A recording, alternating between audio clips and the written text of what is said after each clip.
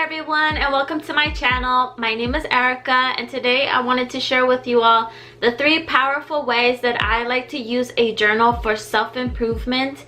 I've been using these 3 particular ways for many years now, and it's helped me to remove the layers that I've built over the years to protect myself. I think it's natural and that we all have these layers that are limiting the wonderful experiences that we can and should be experiencing in our lives. If you implement these 3 ways on a daily and consistent basis, you're going to start feeling more connected to yourself and realize and feel the true potential that you are.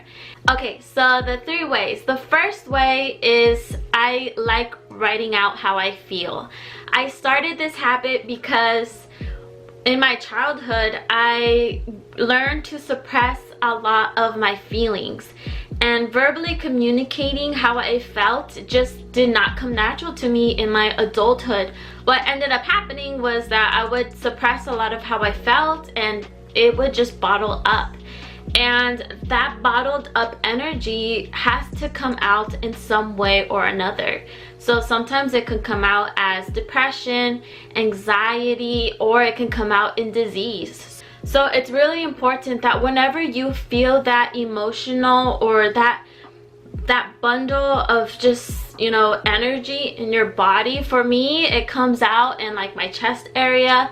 Some people feel it in their throat, you can feel it in your stomach, it could be in your leg. Everyone is different, but you know that feeling when when you can just feel pressure, or you can feel tightness, or you can feel loss of breath. And that is a sign that you have this built up energy in your body that needs to come out. So the way that I like to do it was I would picture myself as if I was talking to my best friend, and I would write it out in my journal how I would tell her, meaning I would tell her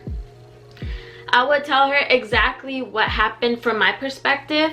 Whether it was a person or a situation, I would write it all out as if I was talking to a friend. So if it was a situation that happened that upset me, then I would write out the situation as if I was telling my friend, giving her all the details that I normally would give, and giving her my thoughts of what, of why it hurt me, or why I was upset, angry, whatever the case may be. I would write it all out exactly as if I was having a conversation with my best friend. And it turns out that the best friend is yourself. So in this case, you need to be your own best friend and sit down and really give yourself that compassionate ear that you would expect from a best friend. The way to do it when you're journaling is by removing any type of self-judgment from what you're writing. So don't feel guilty, or don't feel that you need to put a label on it as that it's good or bad. And also validation. And what I mean by validation is, again, not labeling it as you're right and that person or thing is wrong, but just saying it's okay to feel this way. Whatever happened, it's okay for you to feel this way, and there's nothing wrong with feeling how you feel. So what I discovered as I was writing out how I felt was that whatever triggered me really wasn't the issue.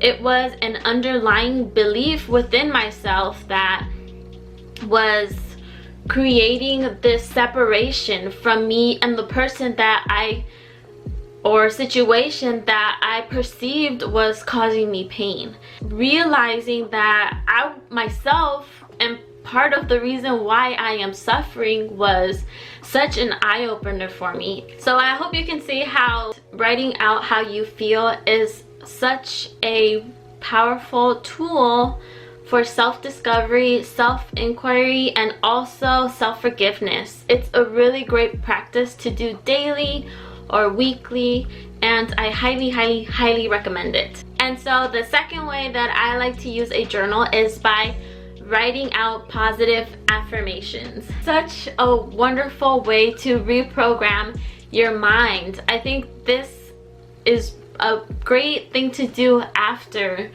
you've uncovered, some limiting beliefs within yourself from the first way. And so you can use affirmations for any area of your life. It can be lifestyle, career, relationship, family, friendships, community, money, or it could also be a personality trait or a characteristic or health. It can literally be anything. Writing affirmations seems very simple and too easy to be true, but it's not. It works as long as you do it consistently and daily. I'll be sharing in another video exactly the method and strategy that I use for writing affirmations to make it work for me. So stay tuned for that video. If you don't want to miss it, make sure to subscribe to this channel. Writing affirmations is a really great way, especially if just verbally saying affirmations is hard for you. Whenever you have that constant mind chatter, when you sit down and get intentional with writing affirmations, it's a really great way to focus and to feel what you're affirming. So if you want to see how I personally do it, stay tuned for that. The third way that I like to use a journal is by writing out whatever it is I want to manifest in my life. It's the idea that I want to experience in my life. So turning the idea into something physical. And the way that I like to do this is by thinking of it as like a memory. So I have already experienced that desire that I want in my life, and I'm going to be writing it as if I already have it now. So whenever you write down what you want to manifest in your life, always put feeling into it. And the easiest way for me to put feeling into what I write is by using my senses. So that is including what I saw, what I heard, what I smelled, what I tasted, all that. The more descriptive you get in your desire, the more emotion you're gonna feel and the more real it's going to feel. So for example, if I wanted to manifest a car, I would write down what it felt like to already be in my brand new car, the one that I want, the year, the make, the model, what it smelled like, what air freshener I had in there, what I heard on the radio. Could be what I saw while I was driving it, where I was going. It's okay to be specific. I used to struggle with that mentality that if I was too specific, then maybe I'm being too greedy, or maybe if I'm too specific, then I won't get what I want. But oftentimes what I experienced was that my manifestations fell short and I didn't actually receive what it is I really wanted. So whenever you write down what you want to manifest, make sure to always write it in the now as if you already have it, and to include all your senses to really put that feeling into it. Feeling is very, very important. So there you have it, folks. Those are the 3 powerful ways that I like to use a journal. They've really helped me to uncover the limiting beliefs in my subconscious that were running the show without me knowing.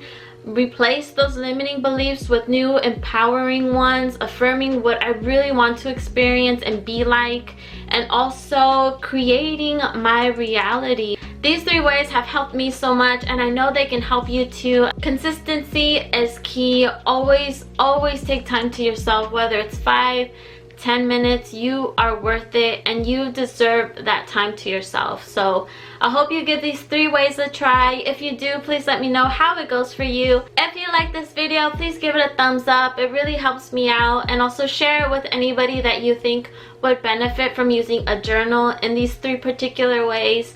So I'll see you in the next video. Stay tuned. Bye.